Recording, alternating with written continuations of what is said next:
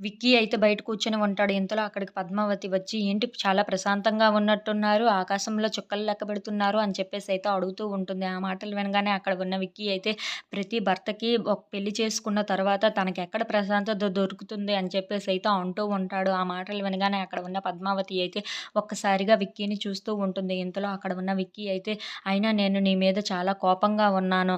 నాకు నీ మీద చాలా ఎక్కువ కోపమే ఉంది" అని చెప్పేసయితే అంటూ ఉంటాడు. ఆ మాటలు వినగానే అక్కడ ఉన్న పద్మావతి అయితే, "మీకు నా మీద ఎప్పుడు కోపంగా లేదు. నా మీద ఎప్పుడూ కోపమే కదా మీకు" అని చెప్పేసయితే అంటూ ఉంటుంది. ఆ మాటలు వినగానే అక్కడ ఉన్న విక్కీ అయితే, "అవును పద్మావతి, నిజంగానే నీ మీద నేను చాలా కోపంగా ఉన్నాను. ఎందుకంటే నువ్వు ఈ జాబు మానేయాలి. లేదంటే ఈ కోపం నాకు అలాగనే ఉంటుంది" అని చెప్పేసయితే అంటూ ఉంటాడు. ఆ మాటలు వినగానే అక్కడ ఉన్న పద్మావతి అయితే ఒక్కసారిగా షాక్ అయిపోతూ ఉంటుంది. "ఏంటండి ఏం మాట్లాడుతున్నారు మీరు" అని చెప్పేసయితే అడుగుతూ ఉంటుంది.